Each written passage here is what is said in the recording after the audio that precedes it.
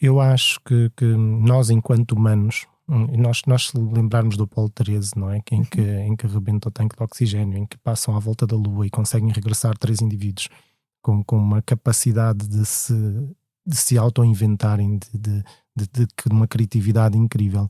Se eu retirar tudo, a criatividade humana, a mente humana, a imaginação, a curiosidade que nós temos enquanto seres, eles determinam a nossa capacidade de ter sucesso.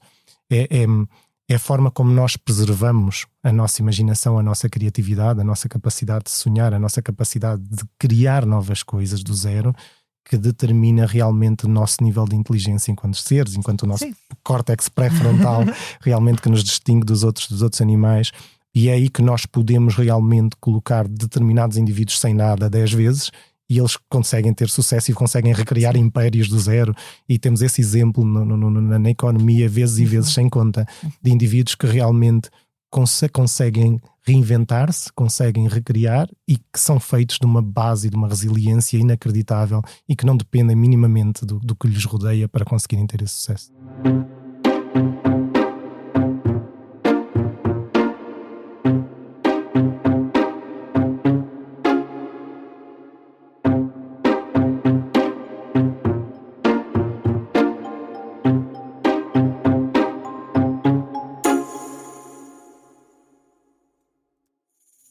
Olá, bem-vindos. Está de volta ao podcast O Céu é o Limite, um podcast sobre carreiras e liderança, onde lhe trago semanalmente histórias inspiradoras de líderes nacionais que estão a marcar o presente e prometem mudar o futuro, com as pessoas no centro da sua estratégia de gestão. Eu sou a Cátia Mateus, jornalista de Economia do Expresso. Este é o podcast O Céu é o Limite. Bem-vindos a esta 4ª temporada. Hoje recebo na cadeira do líder Emiliano Ventura, especialista em performance humana, fundador e diretor do Bioperformance Center em Madrid, e o homem que prepara astronautas da Axiom Space para sobreviver no espaço. Bem-vindo, Emiliano. É um gosto recebê-lo na cadeira do líder. Muito obrigado, Cátia. Muito obrigado pelo convite. Antes de mais, é uma honra e um privilégio estar aqui convosco. E é um podcast fantástico. Muitos parabéns pelo programa. Obrigada, parabéns pelos convidados que tem tido. E muito obrigado pelo privilégio também de abrir esta nova temporada, que seja uma temporada de sucesso para vocês. Obrigada, Emiliano. Imagine preparar alguém para um lugar onde o corpo humano não foi feito para existir, onde os ossos perdem densidade, onde o coração reaprende a bombear sangue, onde o erro não é um susto, é um risco vital. O convidado de hoje é um homem responsável por garantir que isso não acontece. Emiliano Ventura é fisiologista, especializado em performance humana extrema, trabalha onde poucos chegam, nas missões tripuladas da Axiom Space, a empresa que está a construir a próxima estação espacial. É ele quem prepara o corpo e a mente de astronautas antes de deixarem a Terra e quem desenha a sua recuperação quando regressam. Mas antes do espaço vieram as pistas. A Fórmula 1, a MotoGP, ambientes onde se decide tudo em milissegundos e onde o corpo é o último sistema de segurança. Hoje vamos falar de limites, do que acontece quando o corpo diz não e a missão exige sim, do que astronautas, pilotos e líderes empresariais têm em comum quando operam sob pressão extrema. Se o espaço é o laboratório definitivo do desempenho humano, o que é que ele pode ensinar a quem lidera, decide e vive aqui na Terra?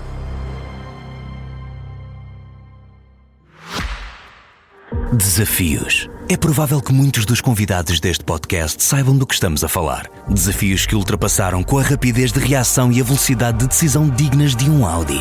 Na nossa história, de mais de 100 anos, podemos encontrar muitos exemplos destes.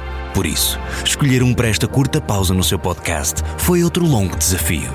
O melhor é vestir o nosso fato de competição e seguir o exemplo desportivo da Audi. É que ao longo de 3 décadas, a Audi venceu títulos sucessivos nos mundiais de rally, nas provas de resistência como as 24 horas de Le Mans, nos campeonatos de turismo e na Fórmula E. Mas depois de tudo conquistado, veio a clássica travessia no deserto. Sim, veio o Dakar, a mais dura competição do mundo. E bastaram 3 anos para a Audi alcançar o título de campeão com um automóvel de sistema de propulsão eletrificado. Afinal, não era areia a mais. Por isso, venha o próximo desafio. Na Audi, é assim que se faz o progresso. Emiliano, e é por aí precisamente que eu começo. Antes de mais, queria dizer-lhe que acho que à 4ª temporada, quase 150 episódios depois e 150 líderes depois, tenho nessa cadeira o match perfeito, não é? Que é consigo trazer ao céu, é o limite, alguém que treina pessoas para chegar ao espaço. Portanto, acho que estamos ótimos. Dedica os seus dias a preparar pessoas para, no fundo, decidir e atuar em ambientes onde o erro pode, de forma simples, digamos assim, custar uma vida. Nem sempre isso acontece, mas claro, pode acontecer. O que é que isso mudou na forma como o Emiliano vê as decisões que tomamos no cotidiano? Aquelas decisões banais que tomamos. O contexto das missões espaciais ou mesmo do desporto motorizado ou de qualquer atividade extrema, como os atletas da Red Bull, por exemplo, aqueles atletas radicais. Esses são contextos muito particulares, que não são contextos que nós temos no dia-a-dia, não é? Como diz, o erro é catastrófico, pode ter consequências para ele, para a equipa, para a missão, catastróficas, e eles estão sempre a tentar tomar decisões num ambiente de incerteza, sob uma tremenda pressão, sob um tremendo constrangimentos em termos daquilo que é a capacidade de análise da informação que lhes chega, e a decisão tem que ser tomada, a decisão tem que existir. O que lhes torna realmente indivíduos excepcionais é que normalmente a decisão que tomam são as corretas. E isso é que é fascinante, e é fascinante ver como é que a mente humana consegue explorar os limites da capacidade de percepção, de compreensão e de adequação da resposta que tem que produzir para conseguir tomar uma resposta correta quando nós pensamos que tudo à volta está a colapsar ou tudo à volta pode estar numa estrutura que nem sequer pode ser vista sob um ponto de vista de análise constante. Bem, e se vamos para as forças especiais, que ultimamente tenho tido a oportunidade também de estar envolvido, ou como missões para exploradores ao Polo Sul e ao Polo Norte, portanto, há determinados contextos que eu vejo que realmente os humanos são uma espécie muito especial, com uma capacidade de adaptação incrível, e somos capazes de explorar, somos capazes de crescer, e somos capazes de alterar o contexto que existe à nossa volta e interpretar esse contexto e produzir respostas que nos levam a ir cada vez mais longe. O espaço, nós fomos ao espaço pela primeira vez há muitos anos, portanto, nós em 1969 conseguimos chegar à Lua, quando em 1903 ainda nem sequer tínhamos saído do chão, não é? Com os irmãos Wright, não é? Tínhamos ali, e quando esses 66 anos que a humanidade progrediu para conseguir sair do chão, para chegar à Lua, é algo inacreditável. E quando pensamos que em 69 nós atingimos a Lua e em 2020 nós estamos a viver de uma forma constante nos últimos 25 anos numa estação espacial internacional, que é fruto de cooperação de países como os Estados Unidos e a Rússia, por exemplo, que nós não imaginamos que cooperem em determinado contexto durante tanto tempo e passando por tantas divergências, né, políticas, sociais, económicas e de idealismo. E no espaço eles consiga ser no espaço da União, não é? Exatamente, não há bandeiras ou fronteiras, e isso é inacreditável, e vermos como é que os humanos realmente se superam, mas se superam também num contexto social, se superam num contexto não só intelectual e não só cognitivo, mas também em termos de cooperação, para conseguir atingir esses limites. E claro, tudo isso, a tomada de decisão, a forma como eu vejo tudo isso é com deslumbramento. Eu tenho a sorte de ter uma equipa incrível ao meu lado, tenho a sorte de estar a trabalhar com alguns dos indivíduos mais fascinantes deste planeta, quer o astronauta com mais experiência dos Estados Unidos da América, a Peggy Whitson, a primeira mulher a comandar a Estação Espacial Internacional, ou o Mark Marquez e o Alex, que tenho a sorte de ser fisiologista deles e acompanhar este regresso inacreditável da história do desporto, só comparável agora à Lindsey Vonn, que nas últimas semanas ganhou no ski também com um regresso inacreditável depois de uma prótese no joelho aos 40 anos, ela que já era aos 33 a mais velha vencedora de uma taça do mundo de ski. Portanto, eu acho que o desporto, a exploração, estes contextos, o que nos trazem para o dia-a-dia é que realmente é possível, é que realmente existe uma capacidade em nós, enquanto humanos, de resposta, que é uma resposta adequada para contextos que nós nem imaginamos que conseguimos actuar e conseguimos. E Midiane, fale-me de si. Sei que é uma pessoa reservada, que não desvenda muito sobre a sua vida pessoal, mas sei que cresceu em Portugal, na região de Leiria, se não estou enganada. Santarém. E que estudou em Lisboa. E estudei em Lisboa. Formou-se em Lisboa. Hoje divide-se entre Portugal e o resto do mundo, onde exigem a sua presença. E que foi alguém, um jovem, que cresceu com um desporto sempre muito presente na sua vida. O que é que o atletismo e o handball, de que foi praticante, no fundo, lhe ensinaram antes mesmo de pensar em ciência do desempenho? A minha infância foi... Eu nasci em Angola, em Luanda. Tive a sorte... eu tenho 4 irmãos. E sempre cresci num ambiente social muito rico, com os meus pais. Eu vim para Portugal aos 6 anos e entrei para a escola aos 4 anos de idade, à primeira classe, porque o meu irmão que tinha 6 anos entrava para a primeira classe. E na altura, os pais se inscreveram num colégio privado e eu, como sabia ler e escrever, eles disseram: não, o seu segundo filho também pode ficar aqui. Imagino que há 40 anos atrás era um pouco diferente. Não era por ter uma capacidade muito acima da média, porque a minha mãe tinha sido professora e ao mesmo tempo que estava a ensinar o meu irmão mais velho, eu estava lá, portanto sabia ler e escrever. E absorvendo, não é? E no primeiro dia de aulas acabei por entrar para a escola com 4 anos. Quando vim para Portugal estava com 7 anos e estava na 3ª classe, portanto acabou por ser um impacto muito forte para mim, porque o ensino não era o mesmo. Vir de um país africano, um menino de cor de 7 anos que já está na 3ª classe, quando os outros estão a entrar na 1ª classe, tive que repetir a 3ª classe para provar que realmente sabia as coisas, mas isso deu-me alguma vantagem em termos de idade, quando foi para a idade para entrar na faculdade. Acabei por entrar na faculdade com estatuto de alta competição como atleta no atletismo. Pratiquei sempre atletismo, handball desde muito cedo.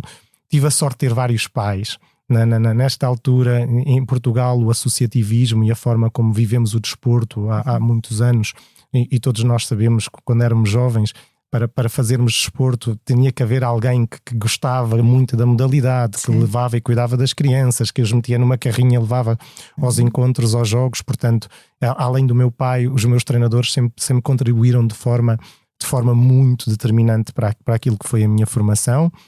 Há um ditado africano que diz que it takes a village to raise a child. E isso eu vivi sempre muito com essa cultura, não é? Com a cultura de desporto, com a cultura dos colegas, dos amigos que partilhávamos junto tudo isso, com a disciplina que o desporto exigia, com a competição. Eu lembro-me as primeiras vezes que faço atletismo, tive a sorte de ganhar campeonatos nacionais, de ser internacional por Portugal. Tive a sorte de ter algum talento, e se bem que percebi cedo que nunca seria campeão olímpico, nunca seria um atleta, mas tive a sorte de ser profissional até aos meus 30 anos, de ganhar dinheiro com o desporto, de ir viver para um centro de alto rendimento em Portugal, de fazer parte de equipas de alta competição. Tive sorte de ser treinador muito cedo. Aos 16, 17 anos já treinava crianças, já treinava meninos e pequeninos. Tive sorte de aos meus 24 anos, 23 anos, entrar para uma federação portuguesa de handball para dirigir um projeto de captação de talentos nacional e conseguir estar a detectar talentos e trabalhar com talentos desde muito cedo. E tudo isso, nunca houve atalhos. Tudo foi sempre à custa de conseguir compreender, de tentar. Eu lembro-me de quando competia, eu tinha muita sensação que eu tinha que merecer para ganhar. Para ganhar teria que merecer. Então nós pensamos na motivação e pensamos na motivação como fator necessário para que os atletas tenham um determinado nível de performance. A motivação no desporto real não existe muito. Nós não precisamos ter motivação, nós temos que fazer as coisas. Portanto, ou fazemos ou não temos resultados. Não dependemos de um bom tempo, de um mau tempo, da chuva, de se dói isto, se dói aquilo. Desde que nós queiramos ter um resultado e merecer esse resultado e ser competitivos, trabalhar muito para ele. E temos que estar lá. Não é acordar de manhã e ver hoje não estou motivado e não vou treinar. Isso não existe para um atleta olímpico. Acordas de manhã e é o teu trabalho, é aquilo que vais fazer, e geres as dores, e geres o cansaço, e geres a disposição para aquele momento. E claro, tudo se paga no corpo. A alta competição paga-se no corpo. Eu tenho um irmão mais velho, os meus amigos da minha idade, sou o que tenho mais cabelos brancos e sou o que tenho. e esse stress oxidativo que aconteceu toda a minha vida é bem visível no meu corpo. As dores são visíveis, as articulações, as coisas. Eu lembro-me de ir ao médico com 30 anos e ele olhar para os meus tornozelos e dizer assim: mas você tem uma artrose aqui de nível 3 em cada um deles. E eu, pois, faz parte, se calhar, do número de saltos e das barreiras que fiz. Faz tudo parte desse percurso. E toda essa resiliência, e a resiliência para mim é um fator determinante e é um fator que pode ser dividido e que eu levo muito a sério quando estou a trabalhar com os atletas, que tem a ver, por exemplo, com a capacidade de nós tolerarmos disrupções ao longo do trabalho da nossa vida. Tem a ver com a capacidade de nós termos de continuar a operar quando estamos no extremo, quando estamos no limite.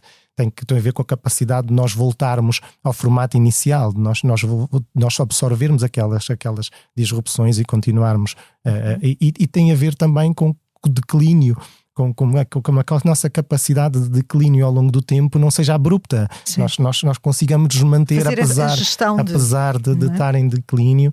E claro, tudo isso acabou por me trazer uma percepção e um gosto por estes limites do corpo humano que eu não tinha. A determinada altura eu compreendi que não era tanto o VO2 máximo, ou a força máxima, ou os watts, ou os milissegundos, ou que fazia a diferença no atleta. Era a forma como ele decidia quando cansado, era a forma como ele decidia com a pressão, era a forma como ele decidia quando as suas emoções não estavam de acordo com o que era necessário naquele momento, e como essa decisão, que eu diria há pouco, essa decisão é quase sempre correta, é que faz do atleta um atleta excepcional. Porque hoje em dia, em termos de treino, em termos de performance física, tudo está estudado, tudo se faz, eles todos a um determinado nível, seja no MotoGP, na Fórmula 1, todos têm uma forma física incrível, todos eles toleram as coisas melhor ou pior, mas todos eles toleram tudo isso, mas o fator mental realmente faz a diferença. E esse fator cognitivo, quando comecei a perceber, quando comecei a ler António Damasio, eu lembro perfeitamente do Sentimento de Si de António Damasio, Phineas Forbes, e a história do Phineas Forbes, que leva um espeto numa parte do cérebro e acaba por mudar toda a sua parte emocional. Tudo isso acabou por me carregar uma implicação que eu depois acabo por tirar a fisiologia no American College of Sports Medicine. E toda a parte mental, sob um ponto de vista neurofisiológico, interessou-me, mas interessou-me sobretudo sob um ponto de vista prático. Como é que se traduz ciência para um protocolo que pode ser aplicado no dia a dia? Porque é muito bom nós vermos os estudos, é muito bom vermos o que é que acontece em termos dos cientistas, mas nós não vivemos num laboratório e não estamos num ambiente fechado. Portanto, como é que estes protocolos se traduzem em protocolos práticos, em ações, em coisas que realmente podem levar ao resultado? E como eu disse, ao longo de todo o meu crescimento, todos esses pais, todos esses amigos, todas essas pessoas que eu fui conhecendo, muitas delas ainda trabalham comigo, muitas delas trabalham nos contextos que eu trabalho, portanto, e me ajudam a compreender, e me ajudam a crescer, e me ajudam a inovar para conseguir manter a ganhar.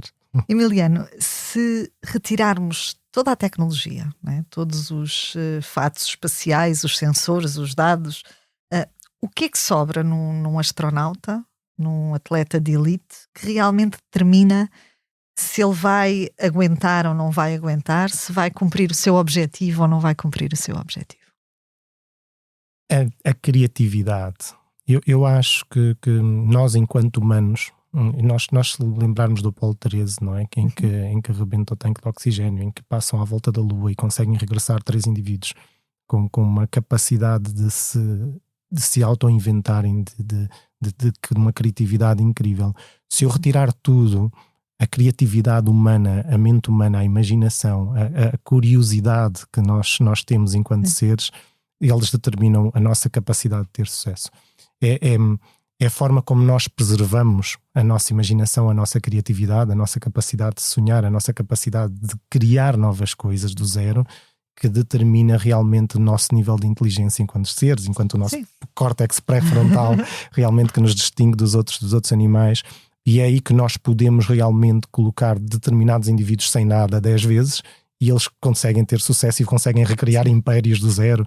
E temos esse exemplo na economia vezes e vezes sem conta, de indivíduos que realmente conseguem reinventar-se, conseguem recriar e que são feitos de uma base e de uma resiliência inacreditável e que não dependem minimamente do que lhes rodeia para conseguirem ter esse sucesso. O que é que te fascinou mais na fisiologia humana? Os limites físicos ou a forma como a mente o cérebro os consegue redefinir? O cérebro comanda.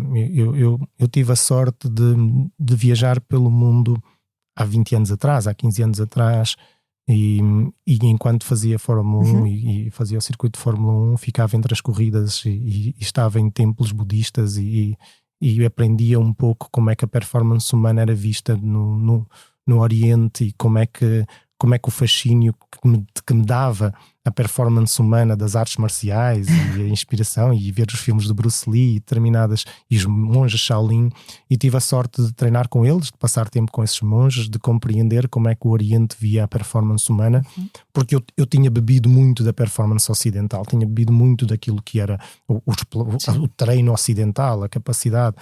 Passei muito tempo na Rússia a compreender, porque os russos na parte europeia eram muito mais fortes, os russos e os alemães eram muito mais fortes que o resto da Europa, e depois mais tarde, hoje em dia na minha carreira estou muito mais ligado aos Estados Unidos, não é? Até por causa dos meus projetos com os astronautas, mas aquela altura que eu passei no Oriente e as ligações que eu trouxe, que eu fiz com toda essa parte oriental em termos de performance humana, ajudou-me a compreender realmente o poder da mente sobre o corpo, o poder do autocontrolo, e o autocontrolo não sendo a forma como nós controlamos como agimos, mas a forma como nós controlamos como sentimos e como nós gerimos as emoções que não conseguimos evitar que aconteçam, e essa parte de ligação emocional à parte racional é da parte deles provavelmente de uma forma inacreditável, como eles conseguem atingir limites, como estes monges conseguem fazer coisas que nós não pensamos. E depois pensamos o que eu considerava talento, eu considerava talento em termos humano. Eu ia para a China e estive em Zhengzhou 3 meses com um templo Shaolin, e eu via 2.000 miúdos a treinarem ao mesmo tempo e a atingirem níveis inacreditáveis. Eles exportam aqueles atletas para o Cirque du Soleil, não é? Tornam-se muito malabaristas, muito deles atores ou performers do Cirque du Soleil, mas também para as forças especiais, para determinados contextos.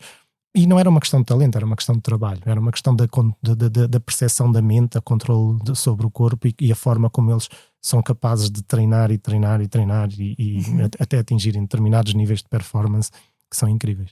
Que paralelos há entre um piloto a 300 km/h e um executivo a tomar decisões críticas sob pressão? Há similaridades, não há?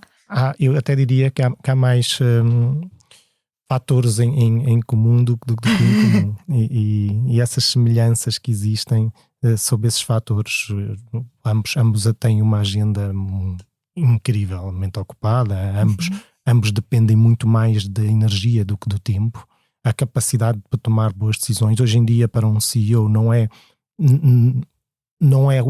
a capacidade que ele tem de tomar mais decisões, a tomar boas decisões, a competitividade que existe à volta, a capacidade que nós temos de ter de tomar decisões sob pressão, de analisar uma quantidade de dados imensa num período de tempo mínimo, e que depois essas decisões, sendo rápidas, têm que ser ponderadas ao mesmo tempo, têm que ser correlacionadas com toda a informação e com todo o conhecimento, com toda a experiência que existe, e depois a capacidade de lidarem com o fator emocional.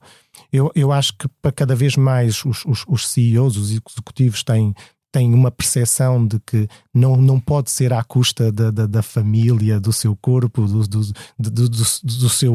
seu eu, que as decisões podem ser tomadas ou que podem gerir uma empresa, mas é começando exatamente por a preservação do eu e a preservação do seu contexto e do seu ecossistema que podem realmente estar na melhor condição para conseguir responder de uma forma eficaz e conseguir tomar decisões. Portanto, este paralelismo que existe entre os atletas que são atletas cognitivos, os atletas do desporto motorizado e o mundo corporate é imenso, e cada vez mais existe uma ligação, existe uma linha transversal. Eu diria que as diferenças que existem é que o atleta de alta competição, ele tem uma equipa por trás, ele compreende isso e trabalha com uma equipa de psicólogos, fisiologistas, nutricionistas, treinadores. Ele sabe que isso é necessário. E no mundo executivo nem tanto. No mundo executivo ainda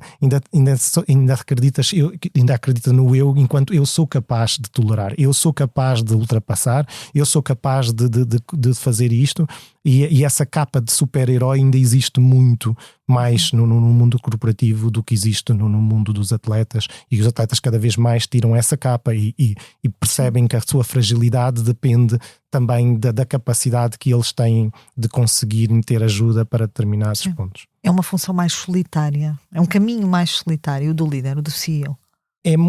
Ainda é, eu acho que ainda é. Sendo que noto também que há algum despertar para a importância da saúde, do bem-estar. As novas gerações, e o tempo tem mostrado, e cada vez existe uma maior procura. Vocês tiveram aqui um convidado excelente, o José Soares, com quem eu falei ontem, antes de preparar este podcast. e que é um especialista nessa área e que tem feito um trabalho brilhante em Portugal nessa área. Sim. Portanto, e cada vez mais os executivos procuram ajuda e procuram algo que possa realmente estabelecer o equilíbrio entre a parte pessoal e a parte profissional. Esse equilíbrio, não é? Como diria Damásio, a forma como nós... Não existe decisão racional sem emoções. Não existe decisão... a nossa capacidade de tomar decisões racionais depende muito da nossa capacidade, quer fisiologicamente, quer biologicamente, quer em termos de contexto e de ecossistema, de estar preparados para tomar essas decisões. E essa procura por ajuda, e quando eu digo ajuda, é suporte em determinadas áreas, da mesma forma que têm suporte nas áreas da empresa que necessitam para tomar determinadas decisões, terem suporte para conseguir elevar a sua performance física e elevar a sua performance mental. Hoje em dia sabemos que a neuroplasticidade é algo que acontece em adultos, sabemos que é possível trabalhar a mente, é possível nós garantirmos uma oxigenação do nosso córtex, é possível regular o sistema nervoso simpático, parasimpático, compreender que nós não temos que pensar sempre rápido e que podemos muitas das vezes pensar de uma forma mais ponderada, conseguirmos comatar e gerir o dia em termos de energia, gerir a nossa performance em termos de energia, não é? Que até agora falávamos de gestão de tempo, mas nós falamos muito pouco de gestão de energia, e a gestão energética é algo fundamental para a performance. Os meus atletas não conseguem estar a 100% 24 horas do dia. Claro. Portanto, a importância que nós temos, como diria Matthew Walker, não é? O grande especialista de sono internacional, a importância que nós damos, por exemplo, ao sono como fator de não negociável de performance para garantir que realmente a nossa capacidade de organização de informação, de produção hormonal, de reestruturação física, como esse sono, com as suas 8 horas de sono são fundamentais e são não negociáveis, e cada vez, e se nós fôssemos há 10 anos atrás para o mundo corporativo, diríamos, não é possível, não vai acontecer, existem demasiadas coisas, eu não posso dar ao luxo de dormir 8 horas. Eu não posso dar ao luxo de fazer estas coisas.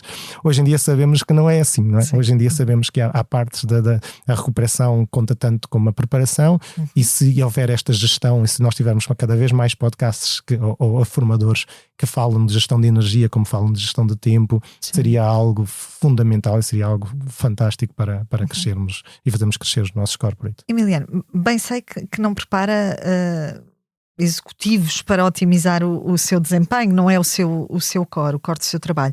Mas aquilo que faz, por exemplo, com atletas e com astronautas, o tipo de treino que faz com eles pode ser aplicado a estes profissionais, aos líderes de empresas. O que é que pode ser aplicado a um astronauta, a um atleta, que pode ser aplicado a um executivo? Olha, em primeiro lugar, acho que a multidisciplinaridade que existe em termos das equipas que compõem e que suportam um atleta deveria existir para o regular dos humanos. O executivo é um humano, antes de qualquer... e tem isso em comum com todos os outros, com os astronautas ou com os pilotos. E se nós estamos a falar em performance, estamos a falar em performance humana. Eu tenho que melhorar a performance deste humano. E gerir... em vez de tempo, gerir o seu dia em termos de energia. E quando eu digo gerir, nós falamos da atividade física como fator fundamental para nós hoje temos uma vida, principalmente nas grandes cidades, que é muito sedentária. Sim. E somos capazes de entrar no escritório de manhã e sair ao final das 5 da tarde sem ter momentos em que realmente conseguimos promover uma oxigenação dos tecidos. E quando digo dos tecidos também estou a falar do córtex cerebral, do cérebro. muitas vezes não estamos a falar de fazer exercício muitas vezes por dia, mas estamos a falar de manter-se e parar para realmente se mexer, e mexer-se durante o dia é muito importante. Depois estamos a falar daquilo que é o stress de informação e a forma como nós lidamos com o stress de informação hoje em dia. Nós sabemos que os níveis de cortisol e de dopamina, não é? Coisas que estão muito em voga dentro da performance humana, são elevadíssimos. Estamos sempre a trabalhar para o reward, para a recompensa, e temos a trabalhar sempre para analisar muitos dados, muitas coisas.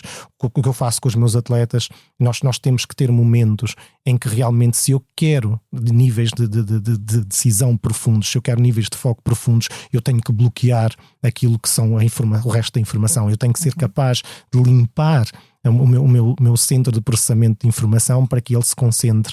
E esses patamares, quer hoje através da meditação, através da respiração, através em que eu posso encontrar blocos em que eu desligo tudo à minha volta e eu sou capaz de dedicar-me a uma determinada tarefa, às decisões mais importantes do meu dia ou da minha empresa, e ter ali um bloco de 60, 90 minutos para mim seria fundamental. Ter pausas constantes, utilizar, por exemplo, exercícios de respiração, utilizar algumas coisas, ter cuidado com a alimentação e ter uma parte social saudável. Há pessoas que nos tiram energia, pessoas que nos dão energia, não é? E todos nós temos os filhos ou os sobrinhos ou que estamos com eles, e que saímos de lá com outra energia e com outra disposição, e compreender que a forma como nós gerimos as nossas emoções, como nós gerimos a parte social, é fundamental também para que nós conseguimos manter essa energia mental e esse bem-estar mental, que hoje tanto se fala da saúde mental e da capacidade mental. E ao fim e ao cabo é tudo isto: a parte do exercício, a parte da recuperação, a parte do sono, a parte da nutrição, a parte de ser capaz de observar as coisas para manter um filtro da informação que lhe chega, e a determinada altura do dia bloquear essa informação, bloquear todo o excesso de informação que nós temos, e temos de ter essa capacidade. Tudo isso se aplica a atletas e aplica-se a executivos. A preparação física e a preparação mental de que fala devem estar ao mesmo nível, ou há uma que domina sobre a outra?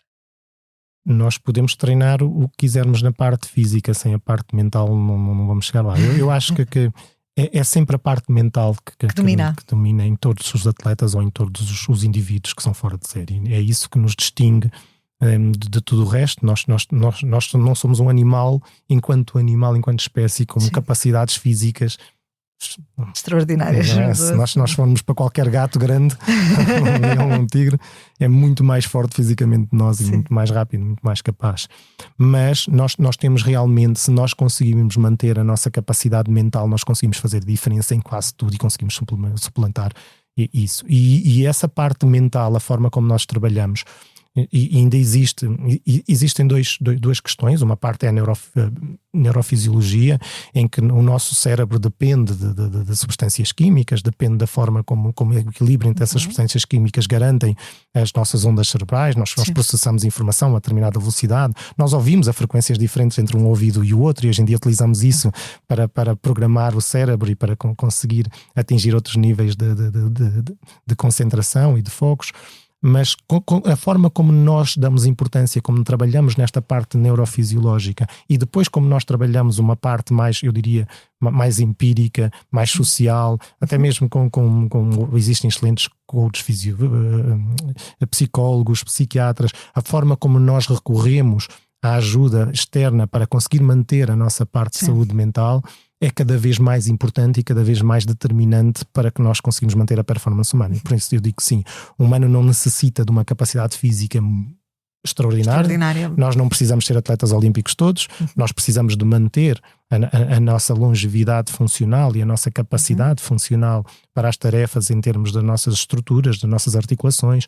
A medicina ainda tem algumas dificuldades, nós ainda temos dificuldades em corrigir articulações, por exemplo, quando nós temos que fazer prótese, temos que substituir, ainda não temos formas de regenerar cartilagem, de regenerar osso quando temos artroses, mas temos uma capacidade extraordinária de manter uma capacidade funcional, e isso é fundamental.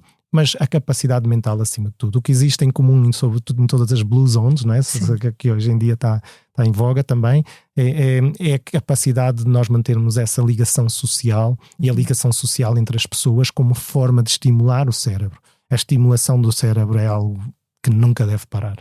E hoje em dia corremos o risco de nos repetirmos todos os dias, de nos repetirmos nos estímulos, de nos repetirmos nas notícias, de nos repetirmos e quase não temos estímulo cerebral que nos permita manter uma neuroplasticidade, que nos permita aprender novas coisas. Por isso eu diria que ler livros, aprender músicas, aprender determinadas coisas, uma coisa nova todos os anos. E o novo desafio é fundamental para nós mantermos essa capacidade. A migração para o teletrabalho, que foi comum em muitas empresas, sente, Emiliano, que afetou essa capacidade? Estamos mais isolados, não é? Temos menos relações humanas ou falamos menos com o colega do lado do que falávamos quando estávamos diariamente na empresa. O teletrabalho, o Covid, não é? Nossas quarentenas mudaram muito a forma como nós vemos o mundo. Eu tenho feito quarentenas até hoje com os meus astronautas. Na minha última missão há 5 meses atrás, tivemos um mês dentro de uma casa com os astronautas. Normalmente estamos 15 dias, nós tivemos mais de um mês com os astronautas antes de voar para o espaço. E a forma como hoje nós conseguimos ultrapassar isso é através do online, é através da comunicação que nós temos. Portanto, pode substituir perfeitamente. Não é a mesma coisa. Não é a mesma coisa. Era aí que eu queria chegar. Se isso fosse a mesma coisa, nós não teríamos problemas como temos e em qualquer grupo que eu tenho tido em quarentena, há sempre alguém que não aguenta e há sempre alguém que não é capaz de lidar da forma mais... Com esse isolamento, não é? E tem os telemóveis e tem as coisas. Portanto, eu acho que a experiência mostra-nos muito que, por mais que nós demos um contexto online, ele não substitui o toque humano, não substitui as ligações humanas, nós não temos um sentido apenas. Nós temos vários sentidos e eles todos precisam de ser estimulados. Estamos numa sala com alguém e há sempre algo que nos diz em termos energéticos o que é que está a acontecer. E os meus atletas levam isso muito, eu levo isso muito a sério com os meus atletas, eles levam isso muito a sério. E se perguntar a qualquer CEO, muitas vezes, quando está a tomar determinada decisão e se estiver com aquela pessoa na sala, ele vai ter um instinto. A sua parte fisiológica, biológica, todo o seu conhecimento que existe de todas as experiências que passou a ter até aquele momento tem um determinado peso a partir do momento em que ele coloca todos os seus sentidos na decisão que tem a tomar. O online corta esses sentidos, não é? Nós temos a visão e temos a audição, mas não temos o resto e não temos a percepção do que está a acontecer, e nós somos muito mais sentidos do que a audição e a visão. Deixa-me colocar-lhe uma outra questão. Quando falamos de fadiga, não é? Que é um tema comum, quer um atleta, quer um líder empresarial, ou a todos nós, nos profissionais de topo, nos profissionais de alta performance, falamos essencialmente de uma fadiga que é física ou que é emocional? Nós falamos, pode haver fadiga física, mas ela está bem documentada, e o overtraining, o overreaching, o burnout, tudo isso também tem implicações físicas e fisiológicas no corpo humano. A fadiga mental existe sobretudo porque nós não somos capazes de nos regularmos em termos emocionais, em termos mentais e em termos de capacidade de regenerar toda a informação que nós temos hoje em dia. Quando nós observamos hoje, e eu observo isto em atletas e em executivos, eu observo muitos indivíduos que têm níveis de serotonina muito baixos, os níveis de dopamina acabam por ser baixos, e se colocar hoje em dia, que toda a gente gosta de utilizar na inteligência artificial, e se colocar quais são os sintomas da serotonina baixa para um indivíduo, vai ver que é falta de apetite, dificuldade em dormir, dificuldade de focos, isolamento, necessidade de compensação depois com comfort food. Mas se colocar como é que o corrige, da mesma forma que se utilizar a inteligência artificial e colocar como corrige, vai ver que vai provavelmente lhe dizer que tem que fazer exercício, tem que apanhar sol, tem que melhorar a alimentação, tem que socializar. Portanto, é a forma mais natural depois de corrigir. Portanto, se uma coisa leva à outra, se a parte fisiológica e física pode ter um impacto na parte mental e na forma como nós vemos as coisas, acaba por ser uma bola de neve. Como é que nós, depois a seguir o isolamento, depois a seguir a parte de não relação com os outros, a parte de não cultivar, não fazer exercício físico, não apanhar sol, desregular os ritmos circadianos, alterar os padrões de cortisol, alterar os padrões de sono, tudo isso leva também que a parte física sofra. Portanto, eu diria que a fadiga não é física, é mental, a fadiga é sempre um conjunto dos dois. Criou em 2015 o Power Motion Group, mais tarde o Bioperformance Center em Madrid. No fundo, como é que surgem estes dois projetos na sua vida? Porquê é que sente necessidade de criar estes dois projetos e porquê é que o decide fazer fora de Portugal? O meu palco sempre foi muito global, não é? Isso. Eu considero-me que neste momento eu tenho casa em Madrid, tenho uma casa no Porto, tenho uma casa em Malta, tenho uma casa e nos Estados Unidos, em Houston. É um cidadão do mundo. E muitas vezes tenho que estar num sítio, tenho que estar noutro, e acaba por ser assim. Mas eu cresci de uma forma tradicional dentro do desporto, como todos crescem em Portugal. Tive a sorte de viver no início da era do fitness e do crescimento do fitness. Quando entro na faculdade, acaba a faculdade, teria ali duas escolhas entre a escola, entre a parte mais prática, e acabo por me ligar. Estive como responsável da direção de formação do Homes Place para ensino de personal trainers no Norte. Estive como diretor técnico de health clubs, e acabei por crescer em termos de necessidade, enquanto treinador, enquanto acompanhante de atletas. O meu crescimento e sempre foi muito além daquilo que eu conseguia aportar, da minha capacidade de aportar. Portanto, eu comecei a ter outras pessoas, tive uma necessidade de criar uma empresa, de conseguir espalhar e conseguir prestar esses serviços com mais pessoas e enquadrar, e senti que havia a oportunidade de juntar outros àquilo que eu fazia e aos contextos especiais que eu trabalhava.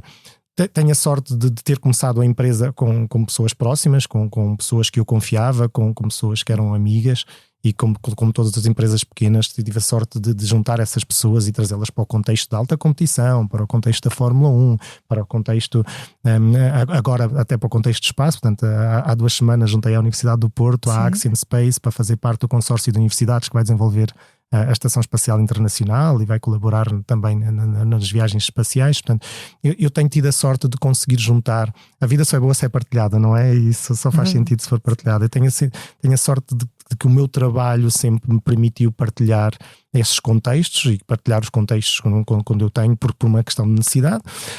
As empresas foram crescendo. Eu nunca me vi fora da parte técnica, eu nunca me vi como um diretor, mas acabei por ser um diretor. Hoje em dia nós falamos muito dos treinos ou dos atletas, mas quem dá treinos são os meus treinadores, quem dá treinos são os meus profissionais, as pessoas que trabalham para mim. Eu sou mais um diretor, um responsável, alguém que supervisiona.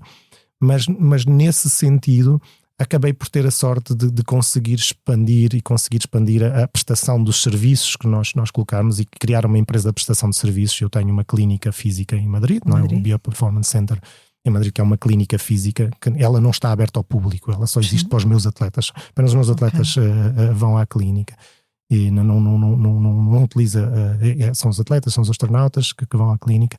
E tenho a Power Motion Group, que é uma empresa que presta serviços de performance humana para atletas, em termos que acompanha para as competições, que presta os serviços nos locais onde os atletas residem. Mas ao nível que eu trabalho e os atletas que eu trabalho, os países têm muito poucos atletas com aquele nível. Claro. E então acaba por ser um palco muito global. Eu em Portugal, nós trabalhamos com o Tiago Monteiro, o Noah Monteiro, o António Félix da Costa. Em Espanha com o Marc Márquez e com o Alex Márquez. Se eu for para a África do Sul tenho 2 atletas, se eu for para os Estados Unidos tenho 4 atletas, se eu for para o Reino Unido tenho 2 atletas, se for para a Itália tenho 3 ou 4 atletas. Portanto, e eles todos, o meu palco é muito global. Os astronautas com que eu trabalho são da NASA, são da ESA, são da JAXA no Japão, são da Índia, são da UNOR na Hungria, são muitas agências espaciais, porque quando há uma missão, as agências voam de cada uma dessas agências, normalmente. Portanto, acabou por ser um palco global. E esta empresa acabou por crescer. Tive sempre pessoas ao meu lado para ajudarem a gerir, para ajudarem no processo de gestão, para conseguir darem-me guidance, mas também eu conseguir passar as minhas ideias do que eu queria em termos de crescimento. E hoje em dia tenho empresas que faturam alguns milhões e que são capazes de colaborar, de dar e de prestar serviços dentro daquilo que é uma filosofia que eu considero que é a filosofia de performance. E é uma filosofia que vem muito dos atletas, vem muito do que eles me dizem, do que os astronautas me dizem. Quando me lançam desafios, como lançaram na altura, foi ainda na NASA, o Smith Johnson, que me lançou o desafio de abrir a Axiom Space e colaborar como fisiologista de astronautas, a minha primeira percepção foi: mas eu não percebo muito disso, não é? Eu percebo de performance humana, há coisas, mas a mesma coisa aconteceu quando entrei para a Fórmula 1 e quando o Tiago Monteiro me convidou para criar uma equipa com ele, para acompanhar na Fórmula 1, e eu dizia: mas eu venho do atletismo, venho do handball, como é que... E procurar a ajuda, procurar as pessoas certas para estar ao meu lado, em cada uma dessas partes, e perceber que vais errar, vais aprender, vais ter que estudar muito, vais ter que dedicar muito, vais ter que passar muito tempo a perceber as coisas e a contactar as pessoas certas, a falar com as pessoas certas. Eu neste momento entrevistei mais de 100 astronautas em termos de ao longo da história. Falei com o Buzz Aldrin, que foi o segundo homem a pisar a Lua. Falei tenho 6 astronautas da Apollo de missão, tenho os astronautas que fizeram o Space Shuttle, tenho astronautas da Soyuz, tenho astronautas da Dragon, da cápsula portanto, todos eles me passaram ideias sobre aquilo que era a performance, o que é que sentiam, como é que sentiam, o que é que poderia ser melhorado, o que é que poderia ser feito.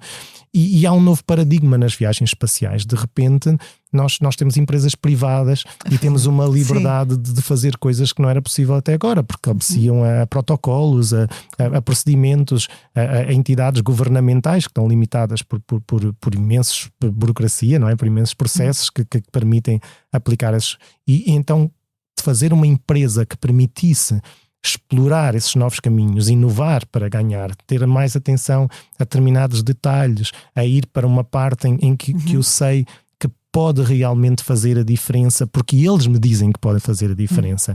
E depois conseguir fazer um paralelismo e é algo transversal entre o mundo da performance dos meus atletas e de atletas extraordinários, quer atletas olímpicos, quer atletas de desporto motorizado, e trazer e fazer este cruzamento e encontrar parâmetros e linhas de comuns na performance humana a todos eles. É algo que sempre me fascinou. E depois ver a minha equipa que aplica, que desenvolve, que explora. E nós estamos numa era incrível com a inteligência artificial. Eu dizia há pouco, eu faço parte da GESDA, que é um instituto que analisa, um radar que analisa tudo o que vai acontecer nos próximos 5, 10 e 25 anos da humanidade, e que depois tenta gerar indicações para as Nações Unidas, para os países, de como é que poderão regulamentar e de que forma é que as leis e os processos poderão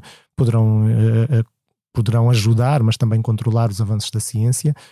E eu fico espantado com as coisas que eu não pensava que conseguia relacionar e que hoje em dia coloco numa inteligência artificial e ele dá-me parâmetros de relação. Ele dá-me parâmetros de relação sobre coisas extraordinárias. Hoje em dia nós usamos imensos wearables. Nós avaliamos atualmente mais de 200 wearables por ano e testamos. Eu estou a testar um aparelho que coloco nos meus olhos para induzir sono. Estou a testar sensores que dizem como é que o meu corpo, o meu sistema nervoso está.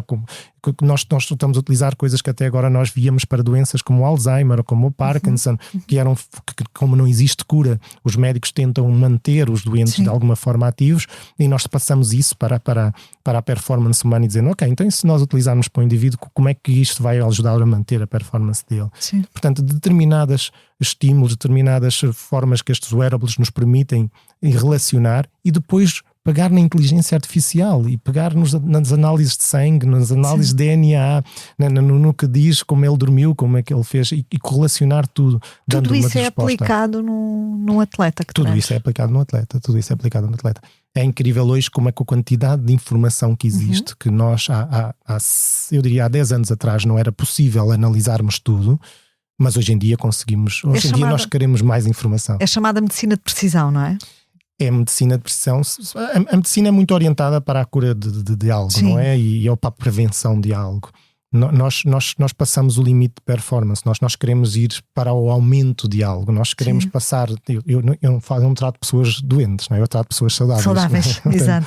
Eles são saudáveis, têm todos os parâmetros saudáveis, e o que nós vemos enquanto fisiologistas e o que nós vemos na minha clínica é como é que nós passamos do saudável para o hiper saudável, funcional para uma determinada tarefa. Se nós estivermos a falar de alguém que corre maratonas, se tiver mais glóbulos vermelhos tem mais vantagem, porque transporta mais oxigênio para os músculos. Portanto, esta parte do doping, da eritropoetina, existem muitos fatores que até agora têm sido utilizados no desporto, que são doping, que são fatores que permitiam a performance, e nós vamos para algo que não seja doping, mas seja possível alterar, potencializar e melhorar em termos de fisiologia humana, que permita a um determinado humano ter uma capacidade acima da média dentro daquilo que é legal e dentro daquilo que é possível. Vê essa área como um luxo ou como algo que pode vir a ser utilizado de forma corrente nos nossos sistemas de saúde?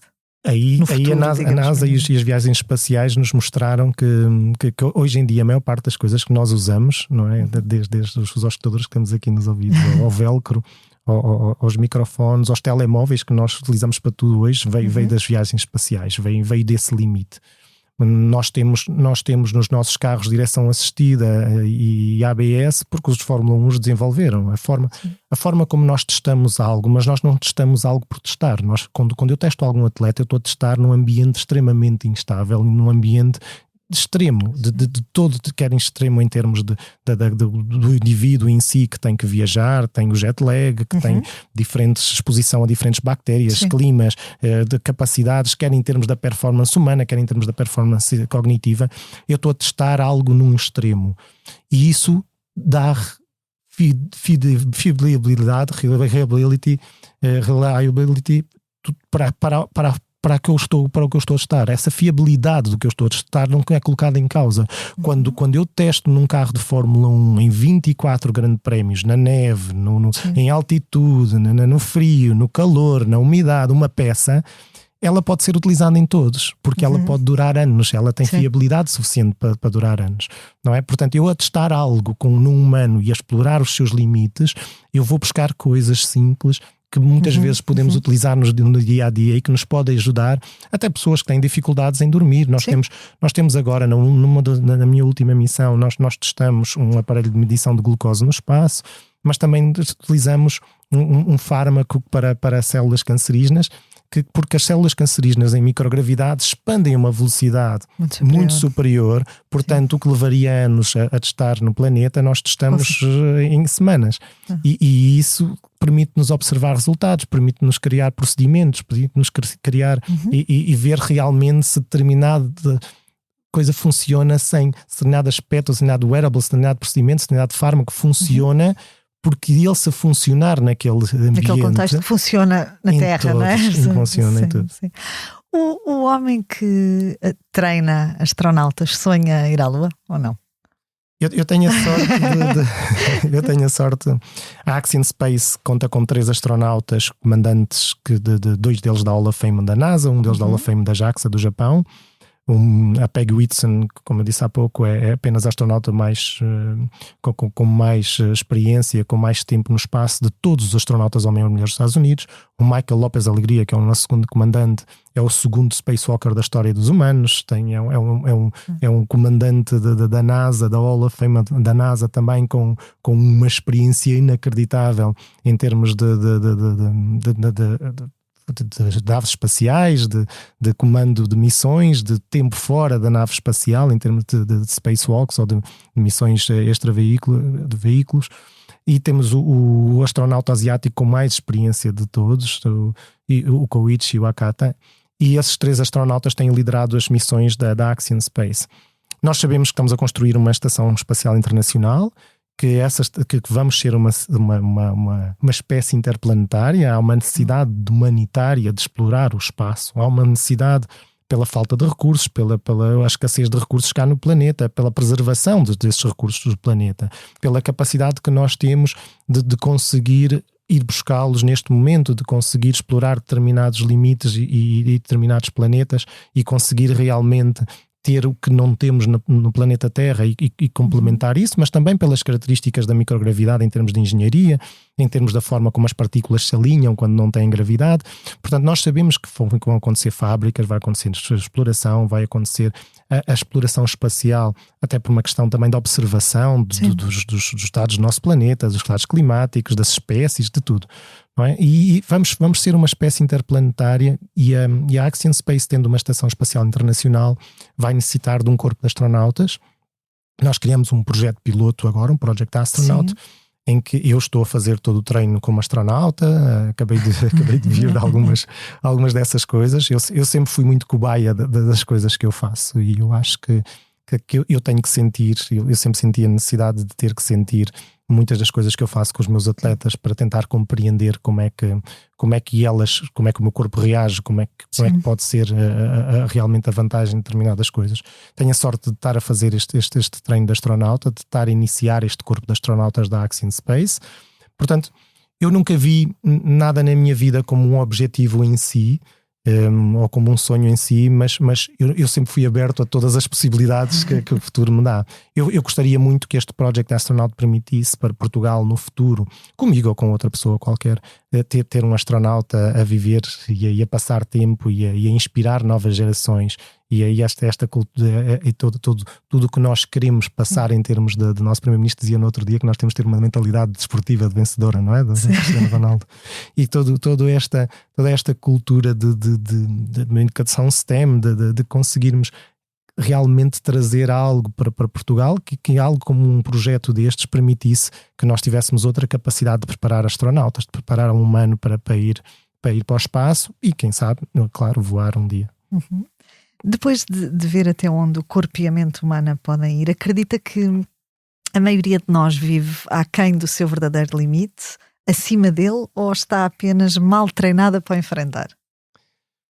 Eu considero que cada caso é um caso. Eu costumo dizer que nós, desde que sejamos felizes com a vida que temos, desde que sejamos felizes com o que nós fazemos, que elas nos tragam um propósito e que esse propósito seja preenchido em diversos universos.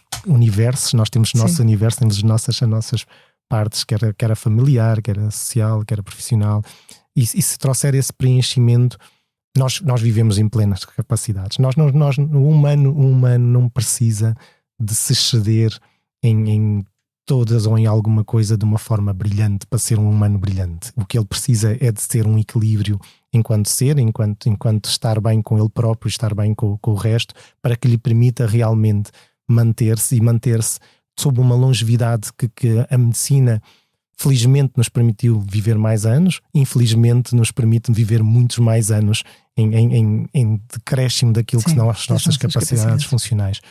Eu vi há 20 anos atrás, nós íamos a uma aldeia e os velhinhos, quando eram velhinhos, eram muito funcionais, tinham que cavar a terra, tinham que ir buscar o pão, tinham que fazer as coisas, tinham que cozinhar, e aqueles velhotes e aquelas velhotas eram pessoas muito vivas para as idades que tinham.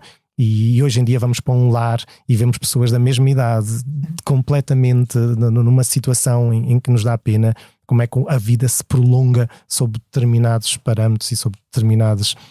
Mas eu acho que isto vai mudar, eu acho que nós vamos ter isto, e se nós formos capazes de realmente encontrar esse equilíbrio para vivermos na plenitude cada fase da nossa vida, nós iremos ter a capacidade de ser humanos plenos quando chegamos aos 90, e com certeza todos os humanos irão viver facilmente até aos 90 num futuro próximo. O que é que o inspira, Emiliano? Inspira-me as pessoas que eu tenho à minha volta, que eu conheço, que eu visito, que são os humanos deste planeta todo, sejam da Índia ou do Japão ou de África ou dos Estados Unidos ou da Europa de Leste ou da Europa Nórdica. Obrigada, Emiliano, foi Muito um imenso obrigado. Gosto a recebê-lo na cadeira do líder e termos esta conversa também. Fechamos assim o episódio de hoje do Céu é Limite, que contou com edição e sonoplastia a cargo de Salomé Rita e João Luís Amorim. Tivemos connosco Emiliano Ventura, especialista em performance humana, fundador e diretor do Bioperformance Center em Madrid e responsável pelo treino de astronautas da Axiom Space. Quanto a nós, quero ouvi-lo, saber o que pensa e que dúvidas tem sobre liderança e o mundo do trabalho. Se tem histórias para me contar, um líder que marcou o seu percurso ou dúvidas de carreira que o inquietem, envie-me um e-mail para o ceoelimite@expresso.empresa.pt. Da minha parte é tudo. Regresso, como é hábito, na próxima semana com mais histórias de líderes que inspiram. Até lá, fique bem, já sabe, o céu é o limite.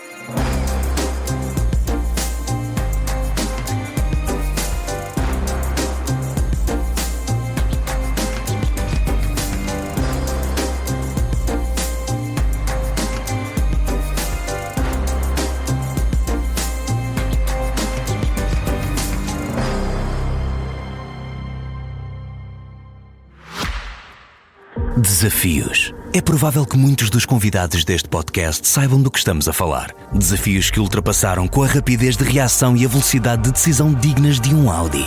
Na nossa história, de mais de 100 anos, podemos encontrar muitos exemplos destes. Por isso, escolher um para esta curta pausa no seu podcast foi outro longo desafio. O melhor é vestir o nosso fato de competição e seguir o exemplo desportivo da Audi. É que ao longo de 3 décadas, a Audi venceu títulos sucessivos nos mundiais de rally, nas provas de resistência como as 24 horas de Le Mans, nos campeonatos de turismo e na Fórmula E. Mas depois de tudo conquistado, veio a clássica travessia no deserto. Sim, veio o Dakar, a mais dura competição do mundo. E bastaram 3 anos para a Audi alcançar o título de campeão com um automóvel de sistema de propulsão eletrificado. Afinal, não era areia a mais. Por isso, venha o próximo desafio. Na Audi, é assim que se faz o progresso.